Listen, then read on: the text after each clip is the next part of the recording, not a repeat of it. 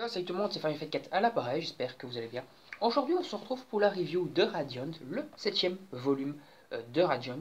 Dans la foulée, normalement, je vous donnerai également la review de l'Attaque des Titans saison 3, épisode 5, parce que je ne l'ai pas encore fait, et je la ferai normalement dans la foulée. Mais ici, on va s'intéresser donc aux aventures de Seth, qui continuent dans ce 7ème volume, ça rime.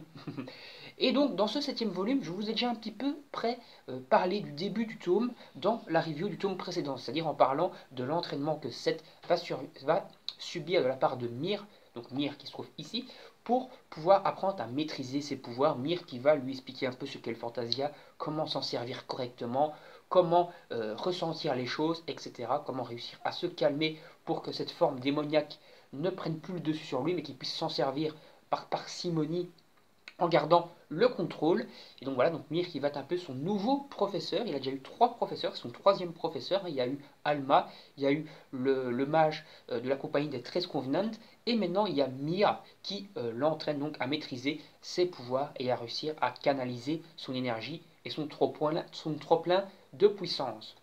Donc Mir, je vais vous lire un peu derrière un petit extrait qui se trouve ici pour un peu expliquer ce qu'est le Fantasia, comme ça vous aurez directement un petit extrait de ce qu'est le Fantasia et de ses utilisations.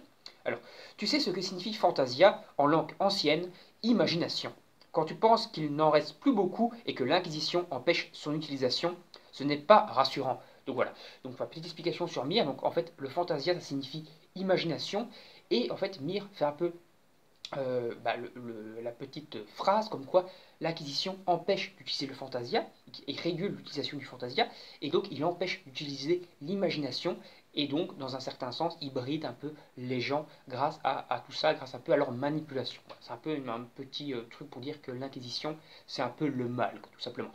Donc dans ce tome également, on va se rendre compte de comment est utilisé donc les projecteurs pour créer les spectrums, et qu'en fait ces spectrums, ces Menezes Spectrum, sont en fait créés donc vraiment par une organisation il semblerait en tout cas, de sorciers, de chevaliers sorciers, mais qui agit dans l'ombre pour un peu faire une espèce de coup d'état.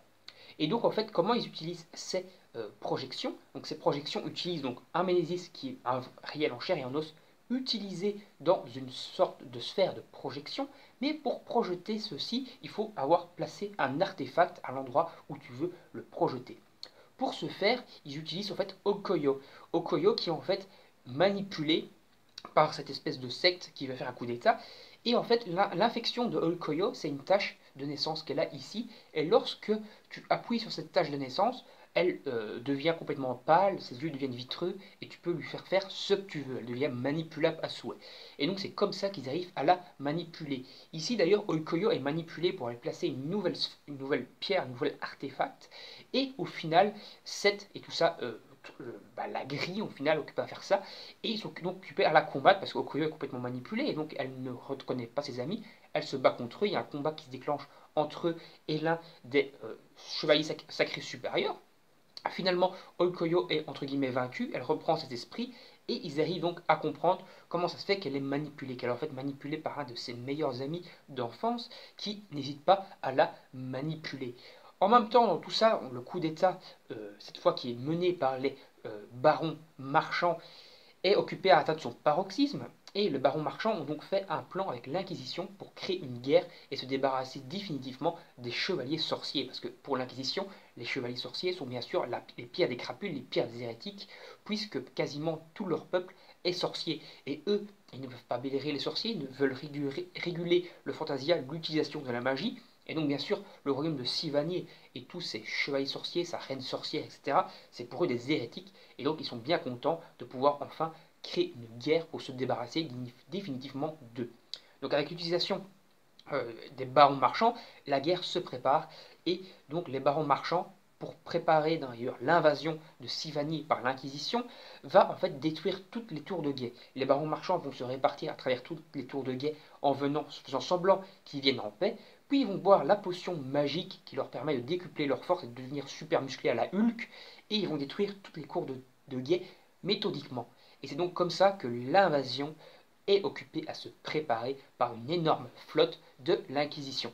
Flotte qui semble être d'ailleurs contrôlée, ou en tout cas dirigée par Piodon en personne, Piodon le frère de Seth, qui au final, au fil des tomes, il avait l'air sympa au début, ça va être le frère de Seth qui devait être là pour l'aider, mais plus on avance dans l'histoire, plus on se rend compte qu'en fait il y a des bails sombres qui entourent Piodon, et que Piodon en fait sera peut-être l'ennemi final du manga, et le grand méchant qui dirige tout dans l'ombre, peut-être même celui qui est à l'origine des Ménésis, pourquoi pas. On verra en tout cas plus tard ce qui en est encore avec Piodon.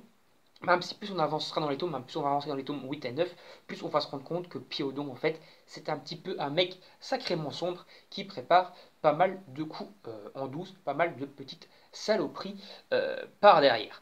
Donc on a également, comme je vous l'ai dit, des informations, je vous l'ai déjà un peu expliqué dans le tome précédent, sur donc Myr qui est un lutin, sur sa femme Hydragil qui veut recréer la race des lutins grâce à son mari, grâce à Myr, et donc on apprendra encore un peu plus sur les origines de Myr plus tard dans les prochains volumes. Donc dans ce volume, donc, comme je vous l'ai expliqué, on a l'entraînement de Seth, on a les manipulations de cette espèce de coup d'état, de secte qui agit dans l'ombre, mais qui semble être des chevaliers sorciers, mais qui agit, qui trahit, on va dire, leur royaume. Puis on a également l'espèce de coup d'état manipulé par les barons marchands pour essayer de provoquer carrément une guerre. On a d'ailleurs la secte qui semble peut-être liée au baron marchand, ça on ne sait pas vraiment encore, mais cette secte qui n'hésite pas à utiliser Oikoyo et à utiliser les infections de leurs propres concitoyens pour créer des coups d'état, des attentats, ou en tout cas pour manipuler ceux qui veulent. Également dans ce tome, on a une attaque de Ménésis, Ménésis mère, donc un gros Ménésis principal qui crée des Ménésis échos, c'est-à-dire des petits Ménésis qui sont des copies d'elles-mêmes, et ces Ménésis échos ne peuvent pas tuer par simple contact, alors que le Ménésis mère le peut. Mais bon, ces Ménésis échos font pas mal de dégâts, et donc les chevaliers sorciers vont aller interagir pour combattre ces espèces de Ménésis tout simplement.